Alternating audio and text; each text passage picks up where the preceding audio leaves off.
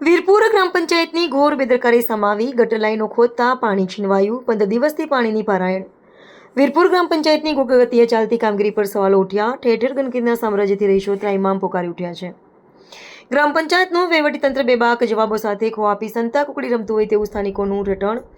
વીરપુર ગ્રામ પંચાયતમાં અવારનવાર ગટરોના પાણી સાથે પીવાના પાણીની લાઈનોમાં ગટરોના દૂષિત પાણી ભળવાની સમસ્યા સર્જાય છે ત્યારે વાલ્મીકી ફળિયામાં ગટર લાઈન રિપેરિંગ કરતા પાણીની લાઈન તૂટી જવાની વિગતો બહાર આવી છે ત્યારે સ્થાનિક રહીશો માટે પાણી વલખા મારવાનો વારો આવ્યો છે આ બાબતે વારંવાર ગ્રામ પંચાયતને રજૂઆત કરવા છતાં ગ્રામ પંચાયત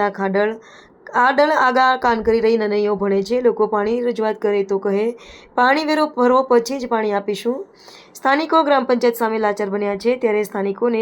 ગ્રામ પંચાયતના વહીવટીતંત્ર દ્વારા અવળાપાટ બનાવતા ધર્મના ધક્કા ખાઈને વિલા મોઢે પરત ફરવાનો વારો આવ્યો છે ત્યારે આ બાબતે the times of Mahisagar news તંત્રી મહેશ ઠાકોર સાથેની રૂબરૂ ગ્રામ પંચાયતના સરપંચ તકમંત્રી સાથેની વાતચીતમાં જણાવેલ કે અમો 4 દિવસમાં પાણી ચાલુ કરી દઈશું તેમ કહી વિશ્વાસ આવતા સ્થાનિકોએ સંતોષ માન્યો હતો પરંતુ 10 દિવસ વીત્યા છતાં પાણીનું ટીપોય ના આવતા સ્થાનિકોમાં રોષની આગ ભભૂકી છે તકમંત્રીનો સતત 3 દિવસથી ટેલિફોનિક સંપર્ક કરતા જણાવેલ કે માણસો નથી આવ્યા તેમ કહી મુકદ્દમો ચાલતો હોય તેમ મુદ્દત અપાઈ છે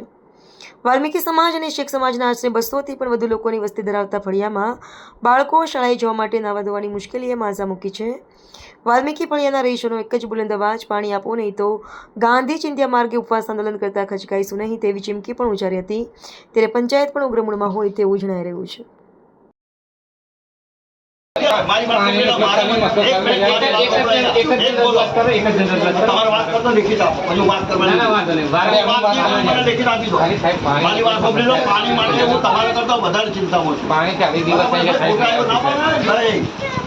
લેવાની જરૂર નથી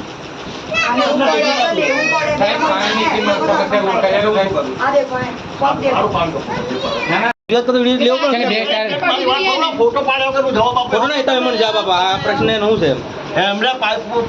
લાઈન ની બીમારી હતી ગટર લાઈન દૂર ગટર લાઈન થઈ ગઈ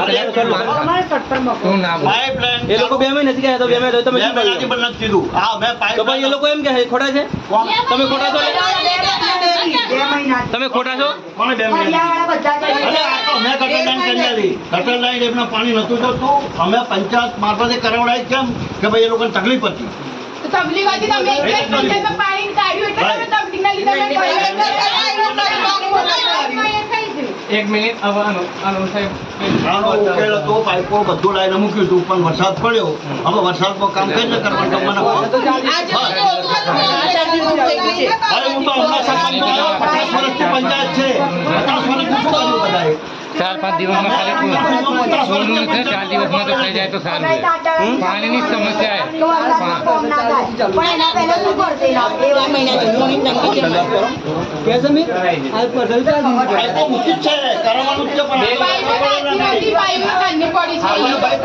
નાખવા માટે લાવીને મૂકી જેમ કહું છું 2 દિવસ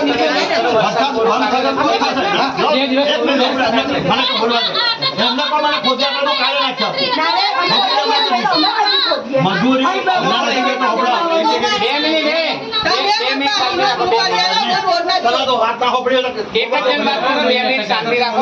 પત્રકારો કેમ બોલતા નથી કે ભાઈ ચાલો વાત એમની હોબળા એમ સરપંચની એક જ મિનિટ તમે મારી વાત ના હોબળા પછી એવું કરવાનું બૂમો મારવા કોઈની વાત તો હોબળવાની ને સરપંચની પછી ફોટો જ પાડવાના છે તમારા મોટી રજૂઆત કરો પછી બીજું સંબંધ એક જ જણ વાત કરો ભાઈ રજૂઆત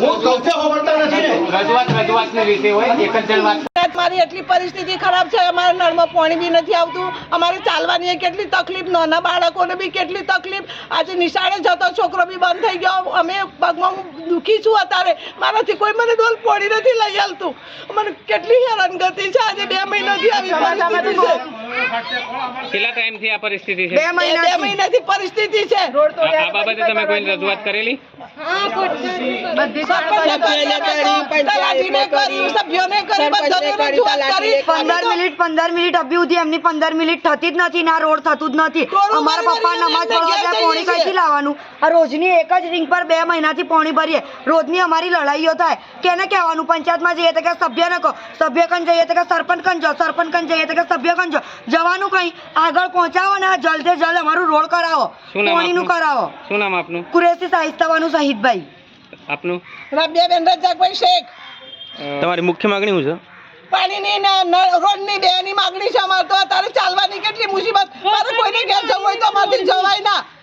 આવા બીમાર હોય ને કોઈ આવે તો ગાડી બોલાવીએ તો કોઈ અમારે કોઈ મરણ થઈ જાય તો અમારે કેવી રીતે વ્યવસ્થા કરવાની?